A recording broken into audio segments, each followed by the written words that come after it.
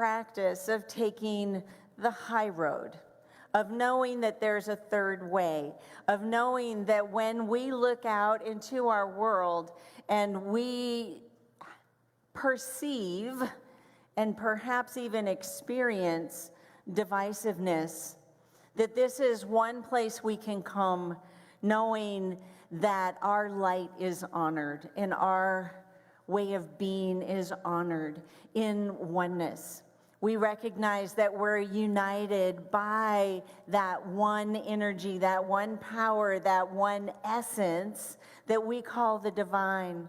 So thank you for your commitment to being the light, to being peace in the world, and for being able to, as best you can, rise above the experience of our world. We are holding our Olympians in prayer. We are holding everything else in prayer too. Let's just go there. But especially ourselves, because it's sometimes spiritual work is not for sissies. And so as we remember our divinity, it's not always easy. So take your arms and put them around yourself. You don't have to ask permission for this hug. And say, wow, I'm so glad who I am in the world. I'm so glad I am who I am in the world. Yeah. Let's take a moment to pray, to take that energy of affirmation into a time of oneness with God, knowing that there's only one presence and one power, active in the universe and in our lives, a presence and power we call God. We come home to ourselves. We come home to this truth. Joy, love, and peace. For as we anchor ourselves in truth, we are a reminder to the rest of the world that there are infinite possibilities, infinite permutations of this joy, this love, and this peace. In great gratitude for community, we say thank you, God, and amen. Yeah, that's right, amen. I got it from the front row. Well, today we have a lot going on. Reverend Lily is joining me on the platform. Reverend Lily is joining me on the platform. Reverend Nickie's giving the talk today. Kirsten Planbeck is our vocalist. Jay is on the piano. And you are here. The choir is here. And with that, we are going to be celebrating our 60th anniversary. 60. Yes, in September. And we are looking for a committee to help with the planning of this. So if you are interested in doing so, please contact Jennifer Magnano. Is she here today? She's not She's here. not. Yeah. So you can email her, but she will be here next week so we can have this wonderful celebration. Yes, so we are funneling everything through our admin, Sherry. That's whose email is up there, and then Sherry will collect all of your names because it's going to be a party. We're celebrating trips around the sun. Woo-hoo-hoo. All right, coming up in August, we have Java Time with the ministers. That'll be on the 16th at Starbucks at Dana Park. Also, we have the Enneagram class coming up. It's going to be on Tuesdays from August 8th through October, and Julie Treglone, our YFM director, is going to be teaching that class. The day before that, the day after that class starts, we have our once a month gong on the 7th. And also, we have our town hall meeting coming up in August. At the end, At the end of August. Yeah, so lots of dates for you to look for in our newsletter or on our website. But in the meantime, I invite you to stand as you are able. We're going to be singing about how we are as God created us. Yep.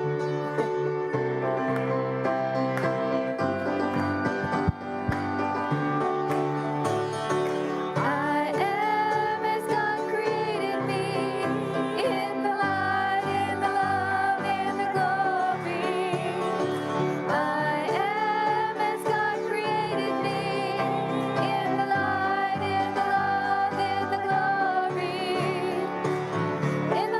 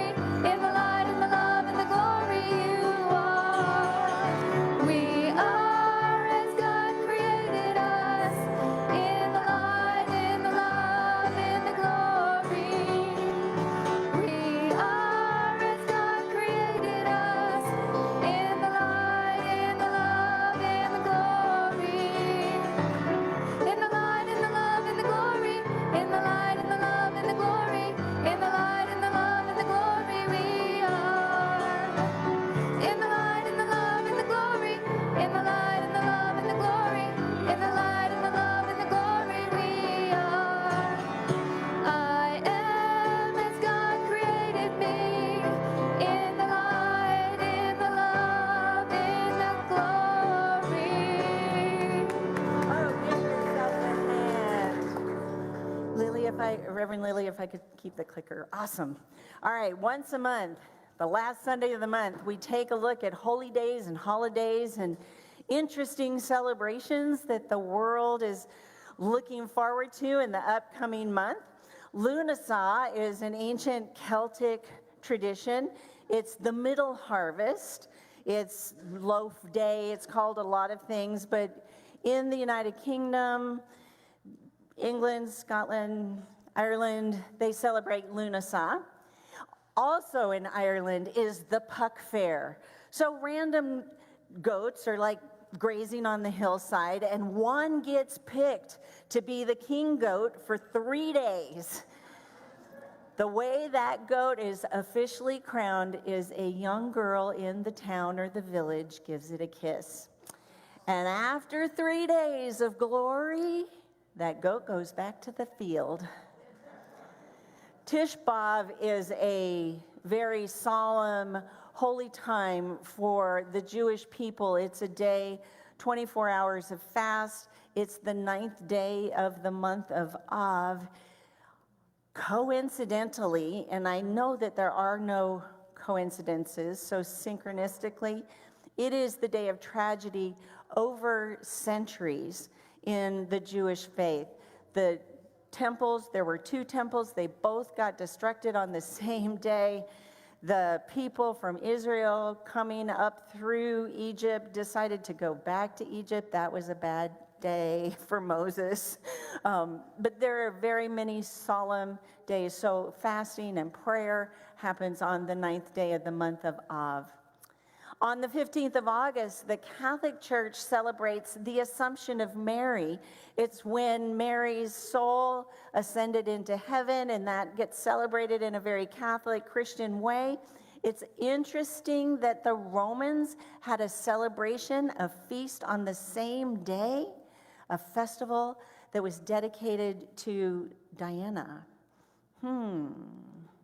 Arba'in is a Shia Muslim holy day. It celebrates or commemorates the death of the Imam Hussein in the 7th century. He went to battle to fight for their right for religious expression, but he also believed in social justice. So it's a day in the Shia sect of the Islamic faith that they honor him and his work. Krishna Janmashtami is Krishna's birthday. So in the Hindu tradition, it celebrates one of the supreme gods and all the good and mischief and love and music and dance that Krishna brought into our lives. Historic birthdays in the month of August, polar opposites. On your left is Matthew Henson, who accompanied Admiral Perry. It has now been determined that Matthew Henson was the first one and not Admiral Perry to the pole, just saying. And then on the opposite, there is Lucy. I love Lucy. Did you know that 44 million people tuned in to the episode where little Ricky was born? And the next day, when Dwight D. Eisenhower was sworn into office, 29 people tuned in. So that's life. The 3rd and the 4th of August, we celebrate as Watermelon Day and Chocolate Chip Cookie Day. The 9th is Book Lovers Day. Book lovers unite. Okay, Thrift Shop Day is on the 17th. And the 26th is Dog Appreciation Day. And I want to mention gratitude for Jennifer Magnano, who agreed to take on Diversity Peace today, and she couldn't make it, but that's her favorite kind of dog right there. So thank you to Jennifer for doing the research, and be well. Be well. All righty, Youth Ed, here comes Julie. I've just seen Hamilton. Here comes the general, here comes Julie. There you go. It's the flat bottom one that you had, yep. Hello. This is working. Yay, Ali, would you like to come up and join me? Ali volunteered, I'll have you stand on this side, there we go, to do our affirmation. I know this dress, really. We almost match. Thank you for doing this, Ali. God is in me, as me. Now please say it with me. God is in me, as me. Do you want to do the chat?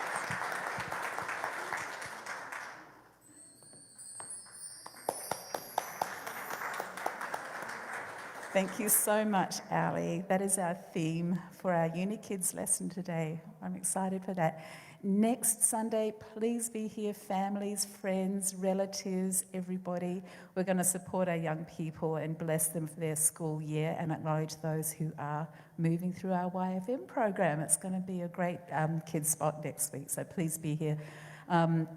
We have more activities being planned. So we'll be announcing those next Sunday, so we'll get back into some fun things now that our summer is drawing to a close. All right, well, let's say a blessing for our young people, and then we'll sing them out to class. Children, we love you, we bless you, we appreciate you, and we behold the Christ you are. You are the light of the world. You are the light of the world. You are the light of the world. Let your light shine. So let your light so shine. So let your light so shine. So let your light so shine. Light of the world.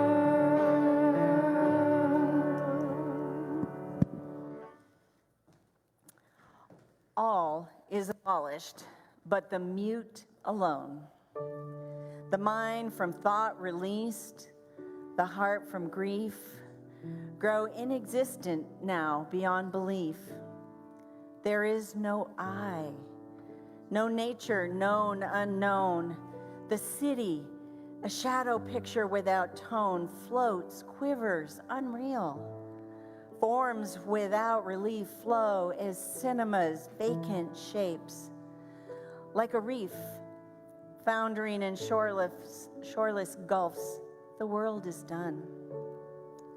Only the illimitable permanent is here.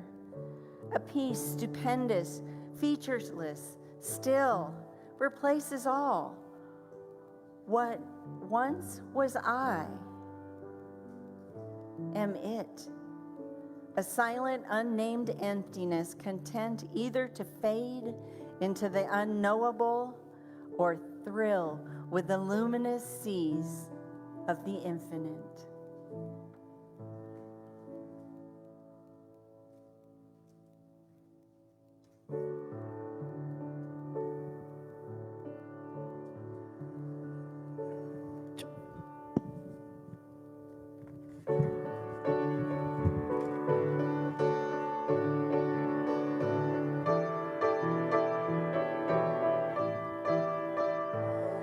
Not long ago, my world came crashing down on me, and I almost drowned inside my fears. I cried so many tears, at times I couldn't see. And it was all that I could do to just keep breathing. And when I recognized that life was mine to choose, well, I could not excuse the beauty all around me. I have a choice in every moment. I can feel my every feeling. I can bring some light to where there isn't light. So tell me, how can you take what's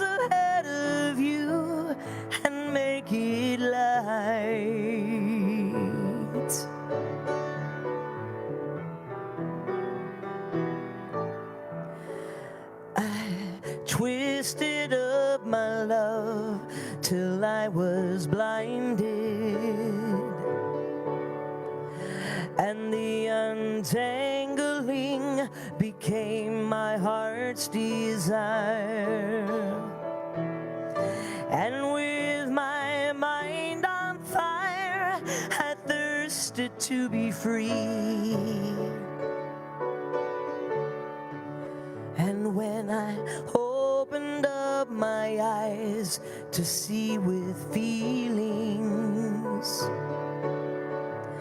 then the oneness of the world became my home.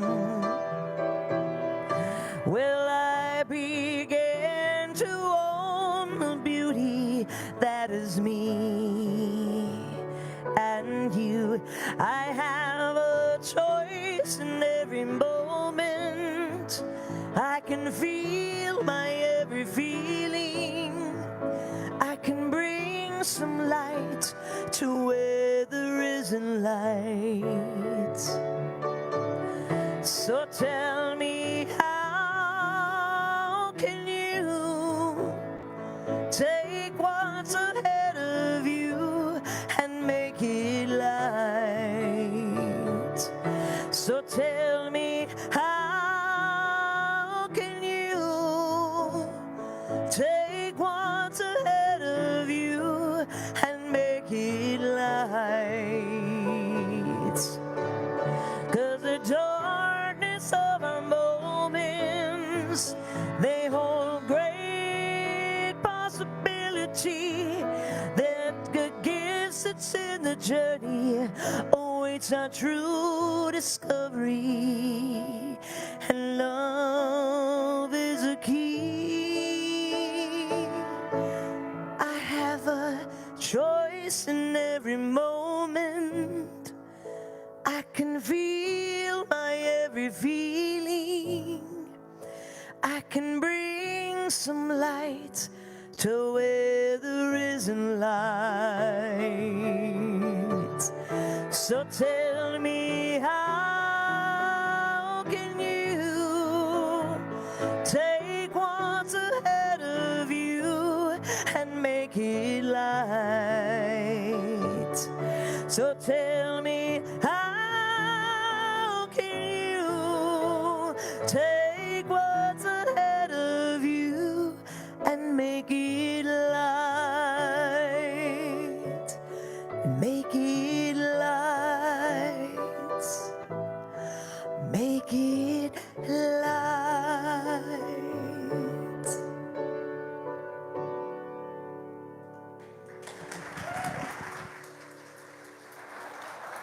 Kirsten Planbeck and Jay Melbourne. It's a powerful question, isn't it? How can we take what's in front of us, no matter what it is, and that's a key piece, no matter what it is, and make it light? Because we are light is one way. Because we are light and because we practice spiritual principles. In the Gospels, Matthew, Mark, Luke, and John, is the story of the feeding of the 5,000. It's often thought to be a story of prosperity, and it is that. It is that. But it's also more than a story of prosperity. It's the answer to how we take what's before us and make it light. And it's the perfect answer to how we do that. One of the cool things I think about this story of feeding the 5,000, and it's written a little bit differently in each of the Gospels, is that it shows up in every Gospel. And when something shows up in every Gospel, it usually means it probably happened. So Matthew, Mark, and Luke all have a very similar story, but John takes it to a little different level. John is often called the cosmic gospel in unity, and John looks at it, this story a little bit different. I want to refresh your memory a little bit.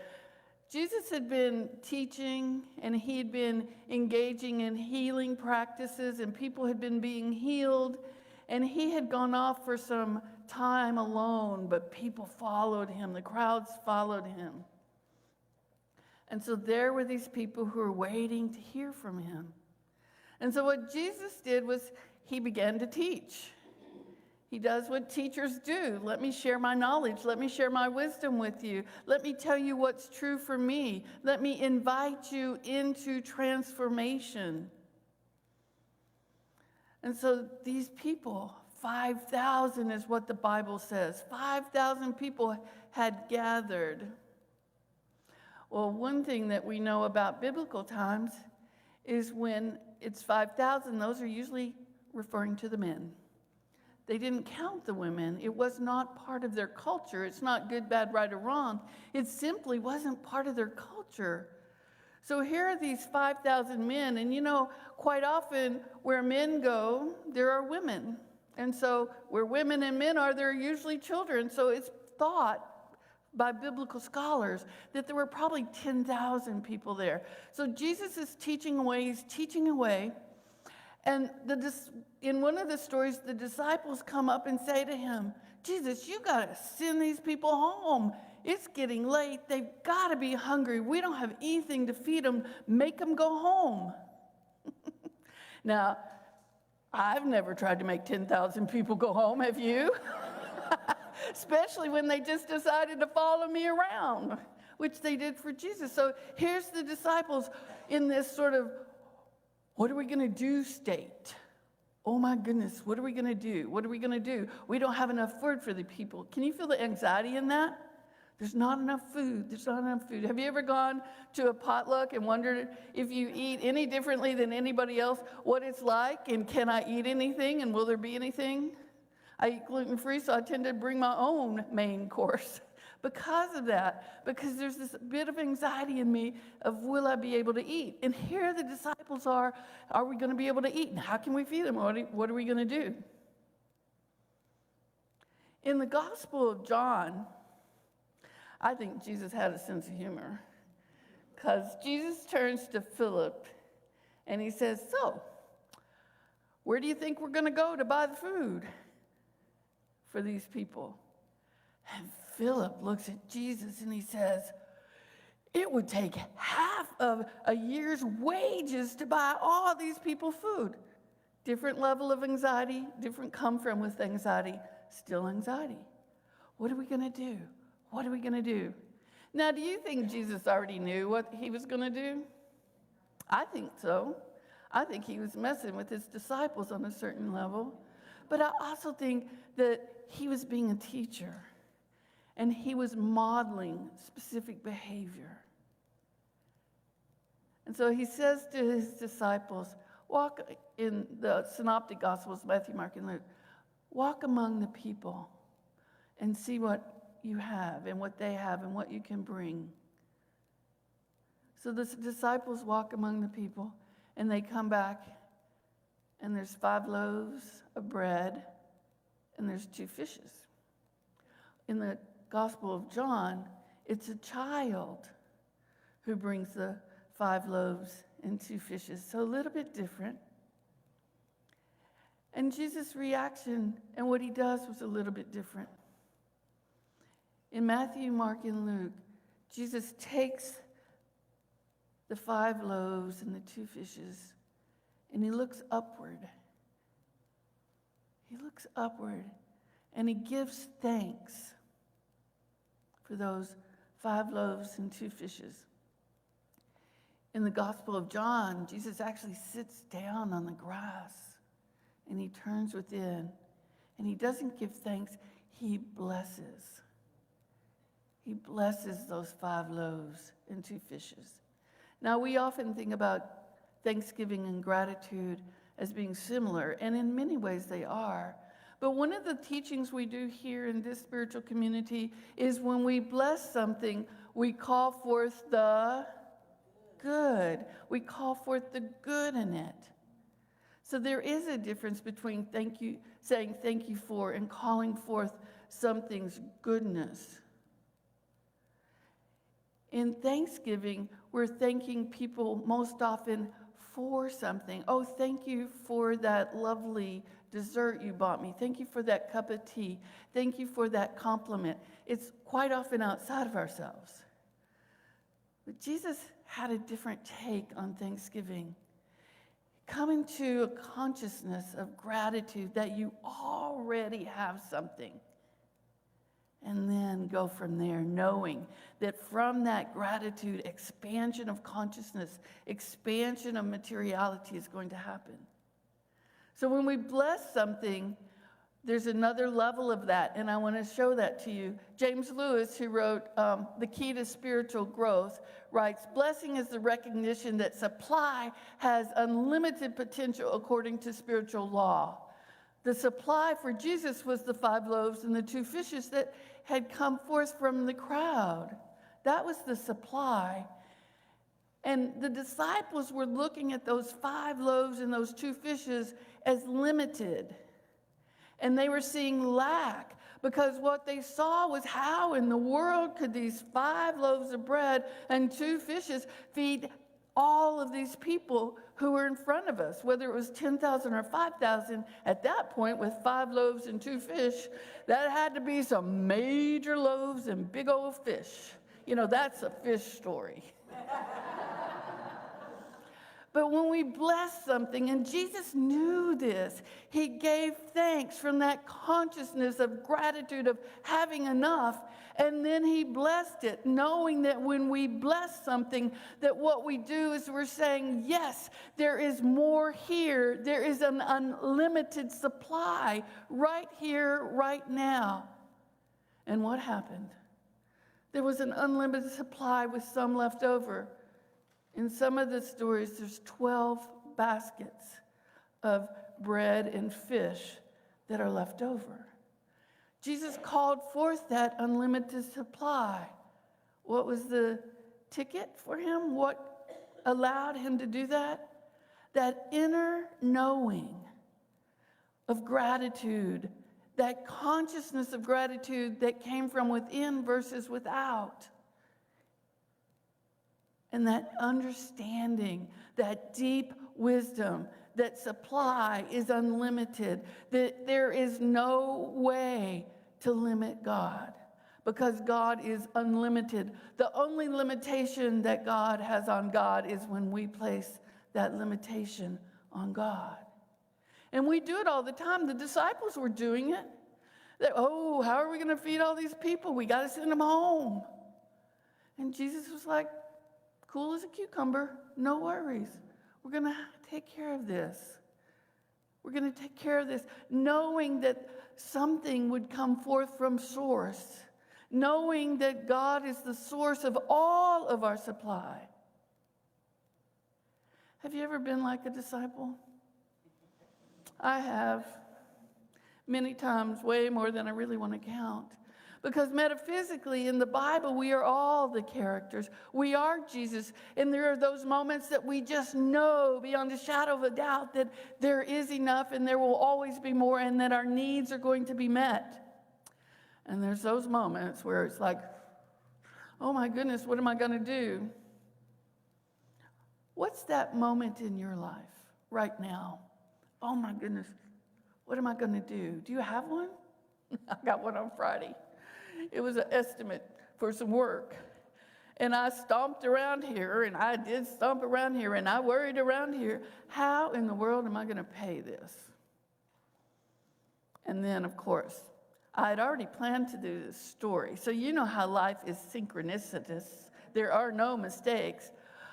Well, I get to look at the metaphysics of this story, and I get to live it. Oh, yeah, hello.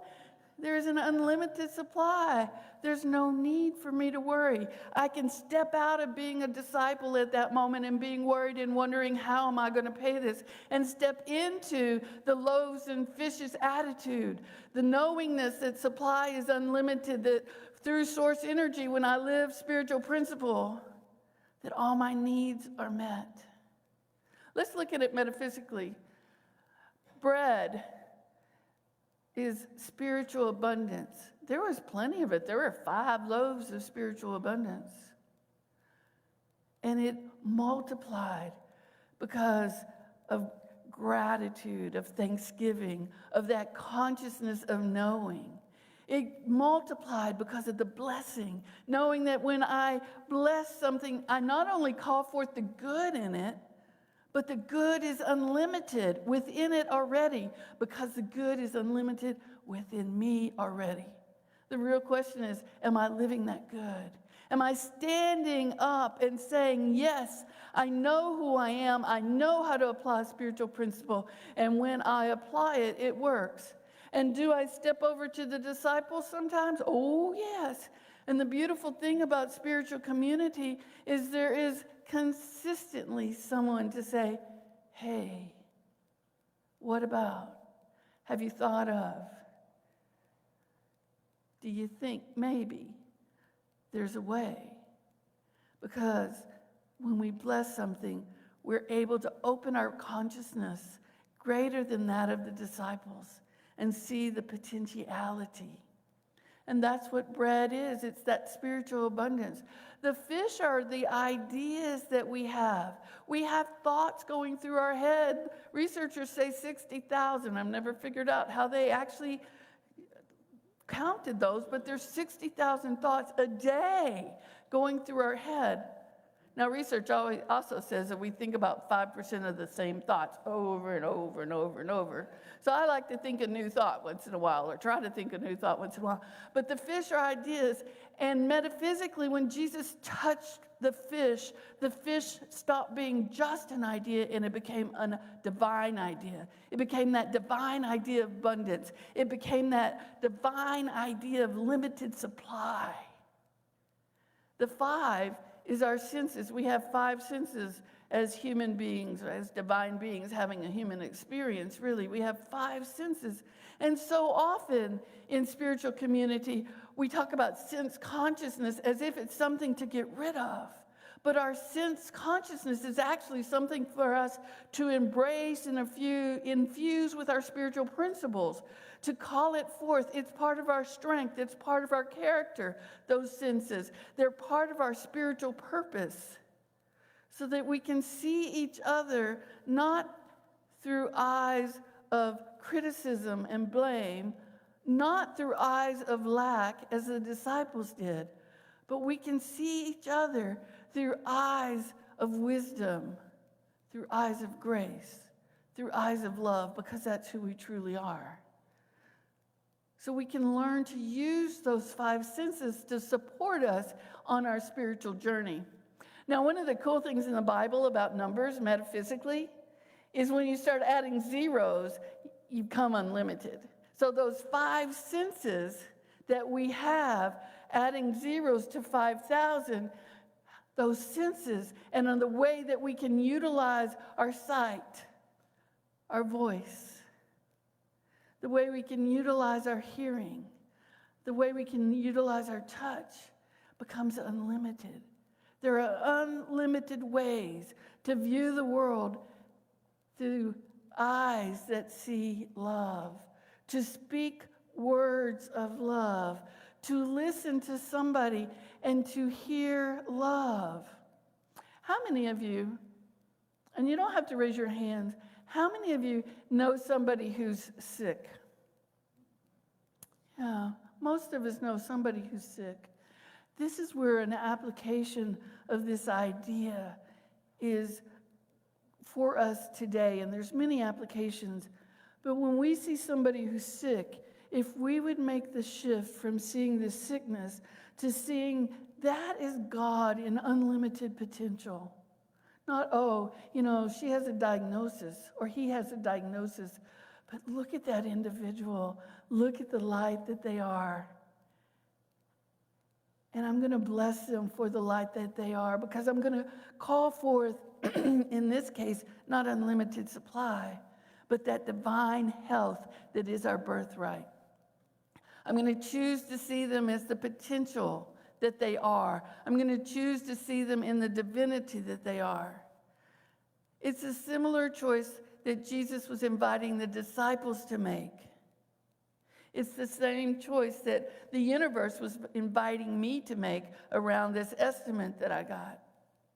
Was I going to see the world through eyes of lack? Or was I going to see the world through eyes of abundance? Am I going to see somebody through eyes of seeing them as their diagnosis? Or am I going to see them for their divinity? It's a choice. And the choice that Jesus made over and over and over was to turn away from the idea of lack and to look at unlimited abundance. Look at substance and supply as unlimited, knowing that the source of all our supply is God. And what did Jesus say several times in the Bible? The Father, Papa, put whatever term you want to there, and I are one. We are one with that unlimited supply also. The 12 is spiritual fulfillment. So here are these 5 loaves and these 2 fishes. They have been blessed, so their unlimited supply has been called forth. And so much so that spiritual fulfillment happens. People's hunger we're taking care of, yes, but there's more than that. When we get away from the literal, what do you hunger for? What do you long for? What do you desire? What is your heart inviting you into that you're saying, oh, I couldn't do that because of? Oh, I can't do that. There's not enough this or there's not enough that. I'm too old. I'm too young. I'm too little. I'm not strong enough. All of those things are ways in which we call forth a limitation. And we're being invited to apply the spiritual principle, knowing that whatever we want and whatever we need is there in potentiality, and it's up to us to draw it forth. Now, I might not be strong enough to open the jar of pickles that's been in the refrigerator and that vacuum seal is gone. But I have within my kitchen drawer this beautiful little tool that I purchased one day that clips under there and picks it up. And then I can open it up. I might not think I have enough time. And then something interesting will happen if I have a deadline. And somebody says, oh, I'm so sorry, I can't meet with you today. It's like, oh, thank you for letting me know. And there's my time. It happens over and over when we look for it, when we watch for it, when we seek out that unlimitedness. What I think is really cool in these stories is that they're so connected. And Jesus teaches all the time, seek first the kingdom of God.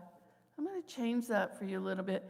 In current day, we'll say most often, seek first the consciousness of God. But let's take it another step. Seek first to engage in spiritual practice and principles. Seek first to use our spiritual tools. The number 2 is duality, and one of the best spiritual tools for looking at something from a dualistic nature is denial and affirmation. I deny that this has any power over me, and I affirm whatever it is that I'm wanting and desiring. That's the 2 fishes. That's spiritual principle. That is, in many ways, the wholeness of what we teach in unity philosophy. So isn't it cool that this universal teacher is modeling these behaviors for us if we're willing to see it, if we have eyes that see and ears to hear? You might say to me, oh, how do we put this in practice? Well, first of all, we can acknowledge with love. There's a reason for that, with love being there. So we're not acknowledging it for, oh, what's wrong with me? Oh, there I go, did it again. But with love, oh, look, I did that again. I've done that a zillion times and I did it again. This past week, I had to go home and get my computer because I left it at home. And I'm looking at the trunk of the car saying, where's my computer? How did that happen? Well, with love, I went home and got it. I got to listen to some great podcasts on the way home and on the way back. But first of all, we acknowledge with love that we have created a limitation in our lives. Oh, I'm noticing I'm seeing lack. There's a limitation. James Lewis tells this story about this woman who's really wanting a new carpet because she can't stand the carpet that she has. And she's always telling people how ugly her carpet is and how much she hates her carpet. Oh, it's such a horrible carpet. You know, it's a good friend who'll say, I need to tell you something. And so James Lewis invited this woman to look at her carpet differently and invited her to bless it, to really bless that carpet, to give thanks for the many years that she had used that carpet, that she had walked on it, that she had sat on it, even that she had vacuumed it, and to really bless it and to call forth its unlimited supply. And she decided she would do that. Okay, I'll bless it. So she began to bless it, and guess what? Within a couple of months, she had a new carpet. She had the supply because the substance was there, and she engaged in the spiritual principle. So she had to acknowledge that she saw that carpet as a limiting belief. Now, a limiting belief is not a vacuum. It's actually those negative thoughts. It's those criticisms. It's the blame. Oh, this carpet is so old. That's a blame statement. And that's what we often are filling our vessel with when we're in that lack mentality. So he invited her to step out of it and bless it, call forth the good, and see the unlimited supply. Second, get curious about what we can learn from a limitation. I wonder what I can learn from my fear of not having enough money. I wonder what I can learn from my fear of people who are so entitled. I wonder what I can learn from growing older and my fears around aging. I wonder what I can learn. Say that with me. I wonder what I can learn. And put whatever is you're challenged by in that statement. We'll close our ears, but let's say it out loud. And those around us, we'll just close our ears. I wonder what I can learn from my fear around this bill that I have to pay. I wonder. So now we're opening up possibility. It's another way to bless something. We're opening up possibility because we're getting curious about it. Third, wonder what we can do to release the limitation. I wonder what I can do to just let go of the limitation. What can I do to expand my consciousness so that the possibilities are available to me? It's a matter of choice. Jesus chose not to see only 5 loaves and 2 fish. Jesus chose to see abundance and to call it forth. The disciples chose to see 5 loaves and 2 fish. And they couldn't imagine how anybody was going to call it forth. They just couldn't wrap their minds around it. But now, here we are. Sometimes we live as disciples, and yet we have these tools within us. We have these tools that we practice as a spiritual community that we can begin to say, oh, let me deny that this has any power over me, and let me affirm the potentiality. Let me affirm the unlimitedness of love in the world. Let me affirm that joy has no limit. Let me affirm that peace has no limit. It's me who begins to bring it forth. Oh, I'm so mad at that person. Oh, but it's mine to bring forth peace. How can I feel my anger all the way through? Practice forgiveness and come to a place of neutrality and let it go. And be aware of the possibility that the relationship will now be stronger. I made a list of limiting beliefs. Some are mine, some are not. Some came off the internet. But make a list and then follow those steps, and I'll walk us through those steps. There's not enough time. This is mine. Everything is so expensive. People are so angry. It's difficult to trust people. And you are like, life is hard. Have you used any of these? Yeah, we've used these. Let's walk it through. We've made the list. I recognize that I have a limiting belief that there's not enough time to do all the things I want or need to do. How can I wander into that? First of all, I can ask the question, what in my life supports this belief? I have to own it. I like to do so many different things that quite often I say yes to something new or yes to something I've done before because I know I'm going to love it. And then I'm like, oh, why did I do that? I don't have enough time. I'm the one who brings that forward. I'm the only one who brings that forward. I can begin to recognize my behavior and what I do. I can see my thoughts. I can see my feelings. Oh, I would feel left out if I didn't do that. Ever have that feeling? What in my life contradicts this belief? Time expands to meet my every need. I get things done. I meet the deadlines I need to meet. That contradicts that belief that there's not enough time. And then I wonder what I can learn from this limiting belief. We can make a lesson out of our learning and make it fun. What can I learn? I can learn there's always enough time if I'm willing to create the space for something. So sometimes you hear me say, I just need a block of time. And so I'll create that block of time so I can take care of that task. I'll create that block of time so I can spend time with a friend. I'll create that block of time so that I can do that thing that calls to my heart. I wonder what I can learn from this limiting belief. And then I've expanded that belief so it's no longer limiting. What would I like to believe about time instead of there's not enough time? That's the final thing. I would like to believe that time supports me to take care of everything I want to do. I would like to believe that time holds me and that it is my friend. And that when I go to focus on something, and sometimes if it's something I really love, I have to set a timer because I can just let time pass away. So it's not pressing on me anymore. So I invite you to take whatever that challenge is for you and to begin to ask yourself these questions. What in my life is supporting this belief that I am holding this challenge in an idea of lack? What contradicts this belief? Because we have experiences that contradict the belief. I wonder what I can learn from this. That question alone, I wonder what I can learn from this, opens up so much space. And then, what would I like to believe about that, whatever that is for you? It's a step-by-step process.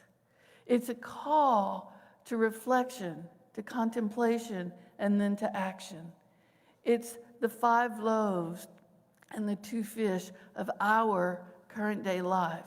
When we apply spiritual principle, when we get our mind, our feelings, and our actions in alignment, and we move forward from that consciousness, and we bless everything, then the world opens up for us. If you're interested, I'm going to read this, and I'm going to ask you to read it with me, but I'm going to read it first. I live from a consciousness of gratitude, blessing my life and calling forth the good in it. I seek first to live according to the spiritual principles I know. I see the potential of God in everyone, including me. Are you interested in this kind of life? Say it with gusto. I live from a consciousness of gratitude, blessing my life and calling forth the good in it. I seek first to live according to spiritual principles I know. I see the potential of God in everyone, including me. So let's do that last line again and add ourselves. I see the potential of God in everyone, including myself. And so it is, and so we'll let that be. Mindy and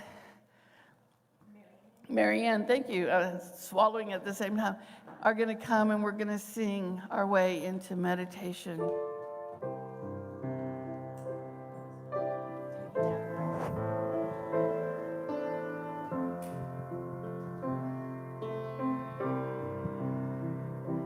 God is, I am, right here, right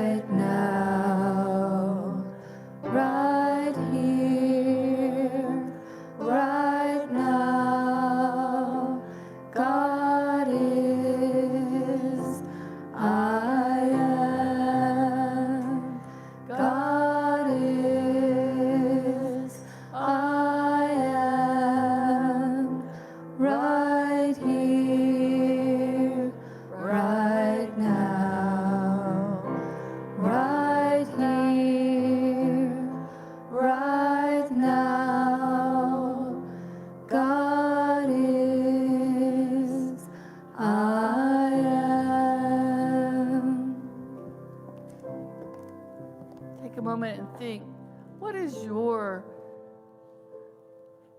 loaf and fish? What's occurring in your life that you're being invited to utilize our spiritual tools, to utilize them with love, to wrap yourself in love and allow yourself to infuse that thing with love, even blessing it. I bless you. I call forth the good in you. I know that there is unlimited supply to meet my every need. I call upon my faith and my wisdom, my spiritual intelligence, and I do it with zeal. I do it with zeal so that I can live in joy. I can live in joyful faith, and I can be all that I have been called here to be. Take a moment to reflect on that. Just a moment.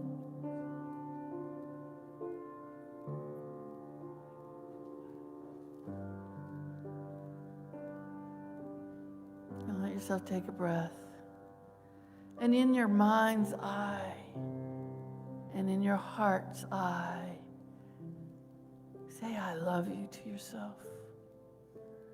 I love myself. I include myself in all things. And when I come to be with myself, I do it from a place of love. Because I am love. I am loving. And I am lovable. Allow yourself to begin to come back to this time and this place, this now moment. And breathe in that knowingness that you are one with God, that there is only one power and one presence, and you are one with that power and that presence. It's a consciousness. It's a consciousness of love. It's a consciousness of light. And it's a consciousness of the abundance of who we are.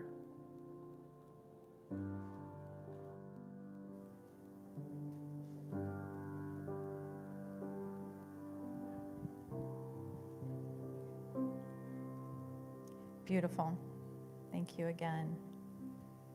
What a great reminder to see within our core that our abundance and our unlimited beliefs and power. Thank you. Thank you for the ushers to come up. Now's the time where we can share our abundance and love. Unity has several ways to give. Let that flow through. We have numerous ways for you: texting, regular mail, a Vanco app. Doesn't look like the bookstore today, but in person with our ushers. Thank you. Let's say together, divine love through me and as me blesses and multiplies all that I have, all that I give, and all that I receive. And so it is.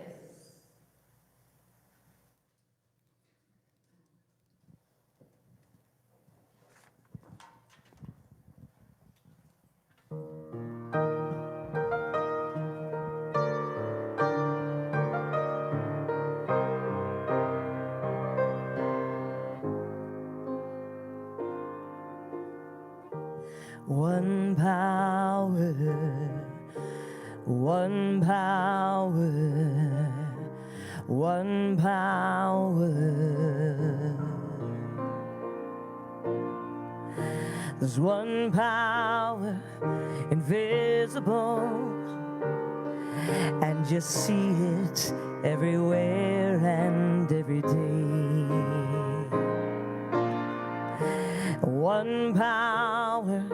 indescribable, and just speak it with every word you say. Mysterious until you know the truth, as simple as the love inside of you. Call it God, call it Spirit, call it Jesus, call it Lord, call it Buddha, Baha'u'llah, angels' wings or heaven's doors. But whatever name you give it, it's all one power, can't you see? It's the power of the law in you and me. One power, one power.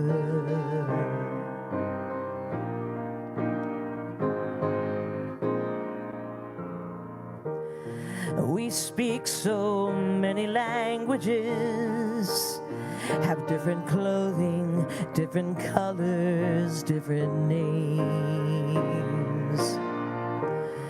But different is only dangerous when we forget that in the heart we're all the same. Well, remember, once we close our eyes to see that such differences were never meant to be.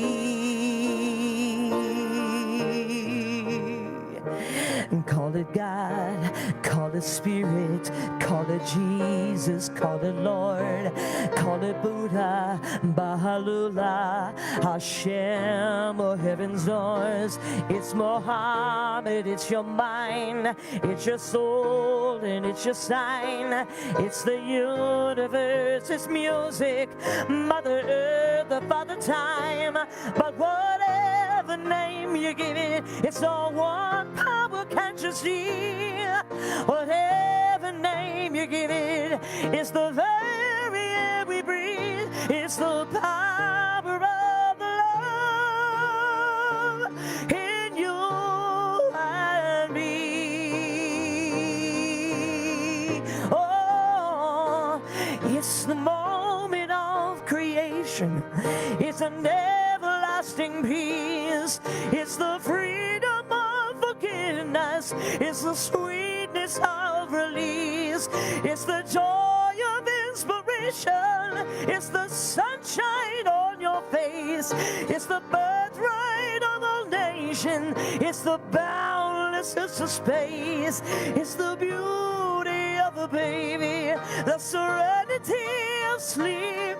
It's the anger we abandon, for it's the love that hits most deep. It's one power, one power, one power.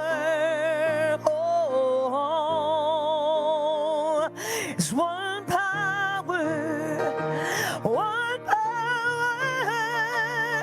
It's a power of the Lord in you and me.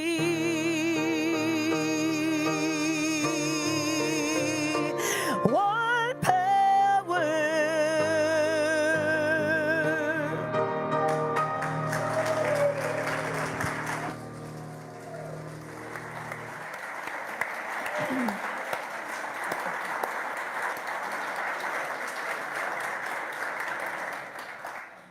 It is that one power that inspires us to give. And giving really is for the giver. So we celebrate your expression of generosity. We celebrate your faith. For as we give, we're saying, I believe in that one power, and nothing is going to stop me from being unlimited. Nothing. Let's bless our opulence together. We are one with the opulence of God. We are now in the flow of infinite abundance, and we give thanks for the prosperity that is ours by divine right. All right, I'm going to take a breath. We're blessing the ushers as they walk out of this room with the expressions of your generosity, filled with the spirit of your love. If you would like prayer support today, in remembering your unlimited nature, in recognizing your own 5 loaves, if you would like prayer support with that today, we have chaplains available and also Reverend Lily's available. Where's your spot, Reverend Lily? I'm going to be right here. She's to going to be your right there, waiting for you to come and say, here's how I celebrate my unlimited nature, or here is how I would like to have you affirm with me my unlimited nature, or anything else that's going on. We have other chaplains here. We've got Erica Bowman, we've got Shirley Kemper, Audrey Burke, Barbara Sherrod, and Jim Rice. You are going to be well prayed up today. We also have hospitality right through those sliding doors, coffee and things that you've brought, nourishing things. We have our bookstore where we have the Enneagram books for Julie's upcoming class and all kinds of other ways to bless yourselves. Go forth this day knowing who you are, that you stand in this unlimited power that is available to you as your potential. And call it forth and bless everything you come up with today and that you come across this week. And have fun doing it. Yeah, have fun doing it. One power. It's one power, one power, it's one power, oh, it's one power, it's the power of the Lord.